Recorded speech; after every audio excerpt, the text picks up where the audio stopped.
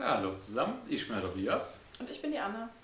Ja, und heute soll es bei uns nochmal um die Römerpfade gehen. Wir sind ja jetzt alle 6 gelaufen und ja, haben uns überlegt, wir machen nochmal so ein kleines Gesamtfazit, wie es denn auf diesen Römerpfaden so war, wie es uns da gefallen hat. Teilen das so ein bisschen in ein paar Kategorien ein.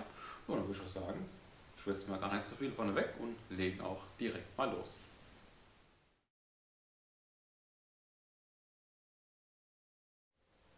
Ja, und dann fangen wir auch direkt mit dem ersten Punkt an. Und da haben wir uns überlegt, das müsste die Streckenführung sein, weil die uns beide auch am ehesten jetzt interessiert hätte erstmal für einen ersten Überblick. Ja, also die Römerpfade, die sind von der Länge her sehr unterschiedlich, weil die sind von 4,7 Kilometern bis 14 Kilometern ist alles dabei. Ja, große Bandbreite. Genau. Ja, und da die Römerpfade sich ja im Odenwald befinden und wir das ja in unseren Videos bisher auch immer wieder festgestellt haben, im Odenwald gibt es nun mal viele Feldwege und breite Wege, Forstwege. Genau, haben wir hier dann auch. Genau.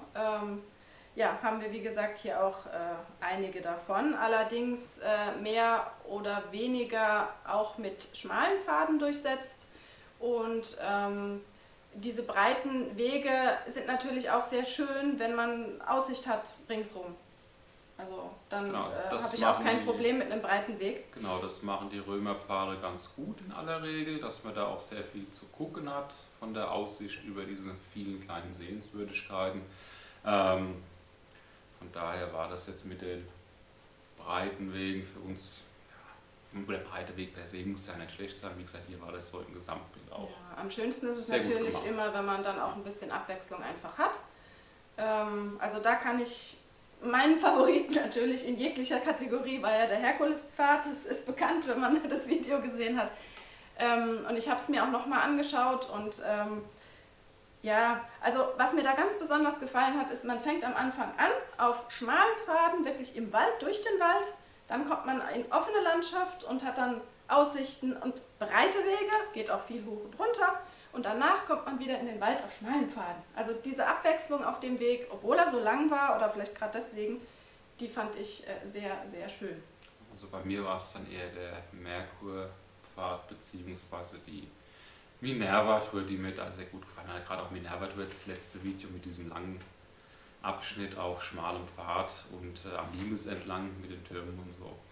Genau, also wie gesagt, da Allerdings, am die schwächsten, Minerva-Tour ja. geht durch sehr, sehr viel Wald. Ich habe es auch nochmal geschaut, das ist Genau, wirklich da haben wir sehr weniger viel Wald. Aussicht, genau. Sehr viel. Der schwächste Weg, waren wir uns einig von der Wegführung, war der Jupiterweg, der ja am Anfang relativ viel in Moosbach gewesen ist, nicht unbedingt die schönsten Ecken mitgenommen hat, dann diesen Forstweg einfach geradeaus hoch, ein Stück gerade wieder runter. Und dann eine Sehenswürdigkeit, die man nicht sieht, noch Genau, dazu. und dann erst so gegen Ja. Ende wurde er dann auch, fanden wir, besser. Ja, da waren wir uns einig. Und was natürlich auch interessant ist bei den Römerpfaden, was auch zur Wegführung gehört, 4 davon sind Rundwege und 2 sind Streckenwege. Also, Genau, also warum das so ist, Der Jupiterweg und die Minerva-Tour, die kann man aber auch einfach am Stück laufen. Jupiterweg hört ja in Neckarburgen auf und am anderen Ende von Neckarburgen geht die Minerva-Tour weiter, könnt ihr einmal quer durch den Ort und könnt ihr auch noch so ein kleines Römerbad mitnehmen. Das war in keinen der Wege integriert, lohnt aber auf jeden Fall auch noch einen Abstecher. ja, und was ich noch sagen möchte, wenn man nicht die 14 Kilometer unbedingt laufen will, der zweite, was die Wegführung angeht, war für mich der kürzeste Weg, nämlich der Marspfad mit seinen 4,7 Kilometern. Weil das ist einfach ein schöner, netter, entspannter Spaziergang, ein bisschen ausgedehnter, der war sehr eben, also im Vergleich zu den Ja, anderen. Der ja, war wirklich also sehr quasi eben, der keine läuft sich Höhenmeter. total angenehm. Es ist eine kleine, nette Runde. Kann ich nur zustimmen. Sehr schön, da sind wir uns ja einig.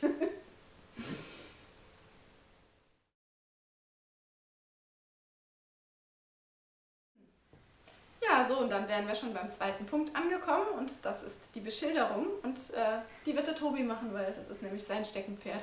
Genau, so Wegmarkierungen, Schilder, das ist ein bisschen mein Thema. Im Falle der Römerpfade waren die Wegmarkierungen insgesamt sehr gut, mit einer kleinen Ausnahme. Das war auf dem Jupiterweg, und zwar noch in Mosbach vom Landesgartenschaugelände. Da gab es keine Markierungen.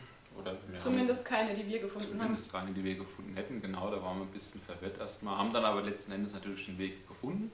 Aber ansonsten, davon mal abgesehen, Markierungen waren immer gut sichtbar angebracht. Seien es jetzt die kleinen Markierungen oder auch die Wegweiser mit den Kilometern. Genau, und was auch sehr gut war, es gab noch speziell beziehungsweise für die Römerpfade Infotafeln an jedem Startpunkt oder auch unterwegs mal, zum Beispiel jetzt hier beim letzten Weg, also diese Weihung der Minerva, dieser Weihestein oder dieser Tempelstein beim Marspfad, die hatten auch nochmal separat Schilder. Und was man auch ganz gut gemacht hat, man hat bestehende Beschilderung, da läuft nämlich ein Limesweg noch durch, die hat man auch noch mit in den Weg dann quasi integriert.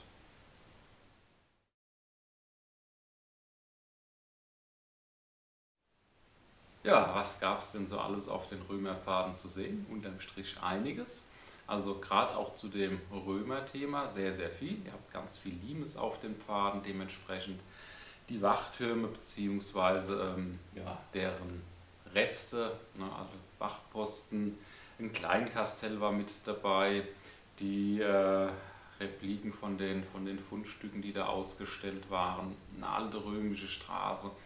Also wenn ihr Römer interessiert seid und gerne wandert und das kombinieren wollt, seid ihr bei den Römerpfaden auf jeden Fall gut aufgehoben. Sprich, das ist etwas, was genau auf Tobi zutrifft, mehr oder weniger. Genau, Römer gehen Römer eigentlich begeistert. Genau. Ja, aber auch für Leute, die das Römer-Thema nicht so ihr Steckenpferd nennen, dann für die gibt es da auch einiges zu sehen, weil da gehöre ich dann dazu. Ich schaue mir das mal an, aber boah, okay. Also gibt es auch viel zu sehen. Es gibt Kunstwerke, es gab diese Kunstscheune, es gab den Steinkreis, es gibt diese Grotte, wie hieß die, Lourdesgrotte. Lourdesgrotte, genau. Was hatten wir denn noch? Die Brunnen. Die Brünnlein, genau, die 3 Brunnen gab es noch. Viele Aussichten auf jeden Fall. Auch beim Herkulespfad war das die Kapelle, diesen Pilgern vorne dran. Mit den Pilgern, ja. Genau. Windräder gab es auch, genau, aber die sieht man ja auch gibt's sonst einige.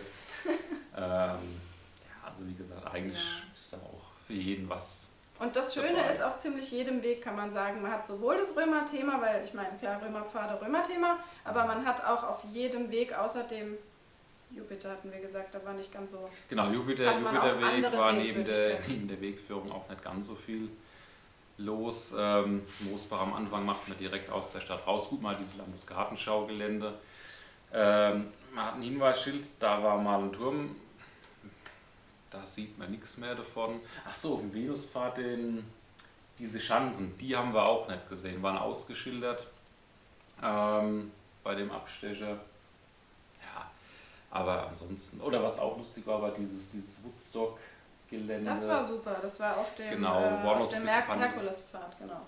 Genau, wo auch die Palisade noch nachgebaut war und so. Das war auch ganz, ganz nett. Also wie gesagt, eigentlich sollte da auch jeder auf seine Kosten kommen.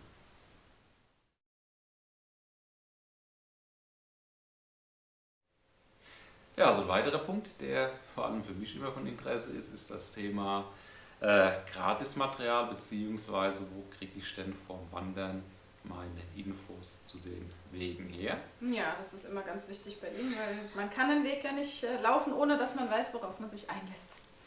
So schaut's aus, genau. Das müssen wir noch ein bisschen ausdiskutieren. Genau, also zu den Wegen selbst findet ihr natürlich im Internet einiges auch. Die Wege verlinke ich euch, also die Seiten zu den Wegen verlinke ich euch unten, beziehungsweise auch die von mir aufgezeichneten Touren bei Komoot, packe ich euch auch in die Videobeschreibung rein. Ansonsten gibt es hier so ein schönes Heftchen, so einen schönen Faltplan zu den Wegen. Falte ich euch jetzt hier nicht auf, der ist innen drin grün, mit dem Greenscreen wird es uns ein bisschen schwierig, aber genau, ich blende es euch hier neben ein. Wird nämlich der Tobi dann ganz plötzlich durchsichtig. Genau, durchsichtig. Was findet ihr alles hier drin? Also ihr findet Kilometer, die Dauer, Höhenmeter, ein Höhenprofil, eine Beschreibung zu den Wegen, kleines Übersichtsskizze, also alles, was man eigentlich vorab so braucht. Genauso. Infos, genau, Infos zu den Wegen online bzw. in Papierform habt ihr auf jeden Fall reichlich. Genau, was bei uns in den Videos ja auch immer, also zu den Wegen immer ein großes Thema war das mit den Stempelstationen. Na, mit dem Groß hast du jetzt vielleicht ein bisschen übertrieben, aber es war auf jeden Fall immer ein Thema in jedem Video, weil dort auf den Wegen eben jeweils eine Stempelstation aufgebaut ist, genau, wo man dann so einen Pass hat, wo man dann den Stempel reindrücken kann, und wenn man 5 von 6 Wegen gelaufen ist und auch gestempelt hat, kann man das einschicken und dann bekommt man sowas hier. Genau, eine Wandernadel. Ja, Ansteckwandernadel, ich glaube Wandernadel nennt sich das. Genau. Kann man sich dann anstecken oder sammeln. Und dazu gibt es so eine tolle Urkunde, wo dann auch drauf steht, der Name, genau, und wann man die bekommen hat. Und die Stempelhefte bekommt ihr auch auf dem Weg. Bei den Stempelstationen waren, glaube ich, immer mit, oder bei einem war es, glaube ich, nicht der Fall, dass die mit diesen Heftchen auch bestückt waren. Ja, und ich fand ja das auch eine ganz tolle Sache mit diesen Stempelstellen für Kinder. Wenn jetzt Familien das laufen wollen, weil die kann man schon für den einen oder anderen Weg dann vielleicht doch mal begeistern, weil man kann was sammeln. Genau. Ja. Ja. Haben wir noch was zum Thema? Nee, wunderbar, dann weiter zum nächsten Punkt.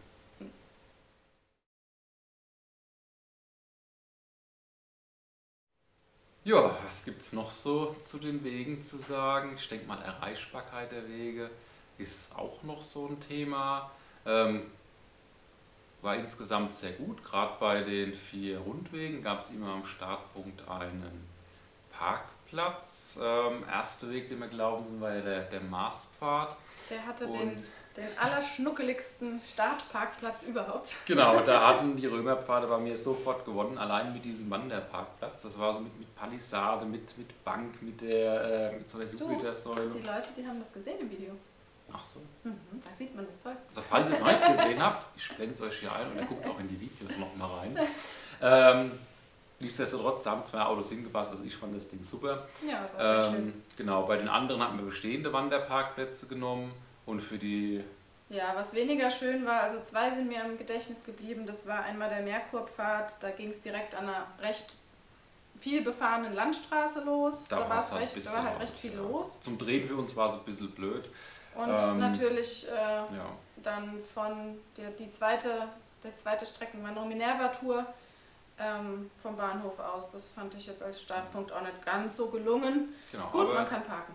Gutes Stichwort, also gerade da kommt ihr im Zweifel auch mit den Öffentlichen hin. Beziehungsweise wir haben es ja gemacht mit Jupiterweg und Minerva-Tour.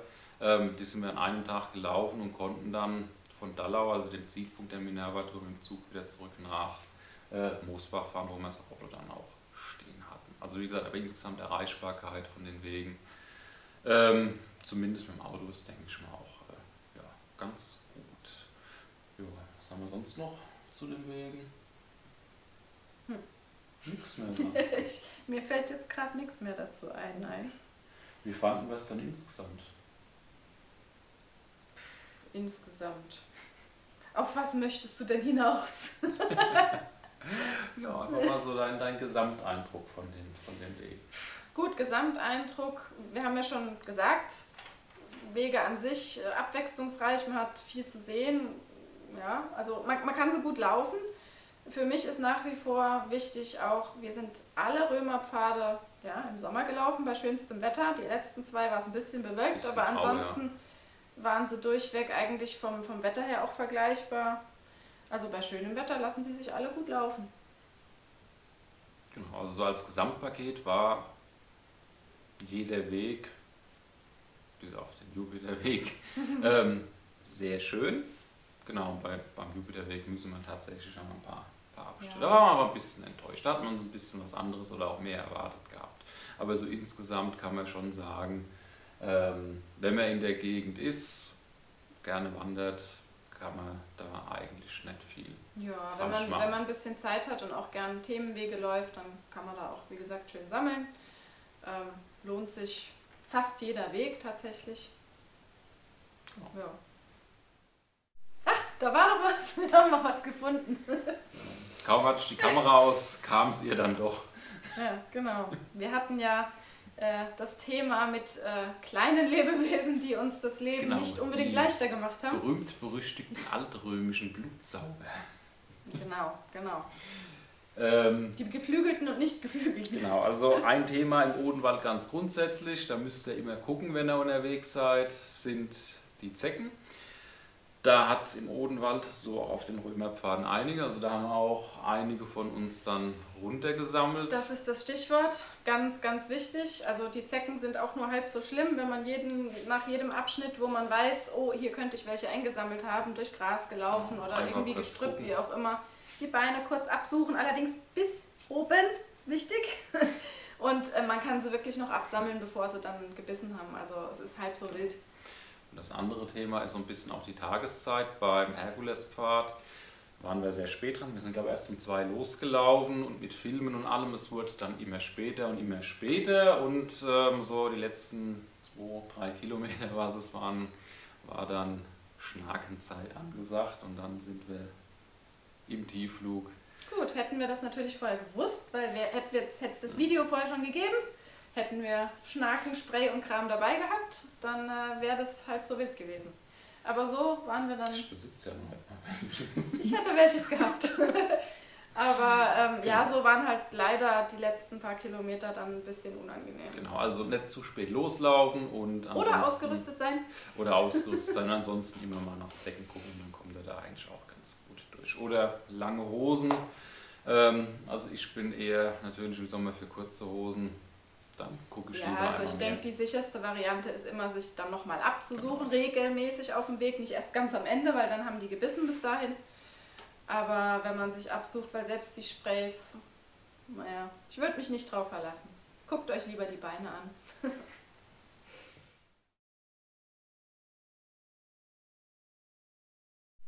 So, Tobi hat jetzt noch ein paar letzte, kurze Schlussworte für euch.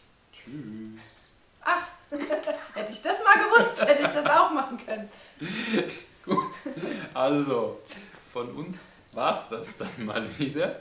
Wir hoffen, euch hat auch dieses Video gefallen und ja, es hat euch Spaß gemacht, auch uns mal so zu begleiten. Ja, euch wie immer viel Spaß beim Wandern. Und dann sehen wir uns beim nächsten Mal wieder.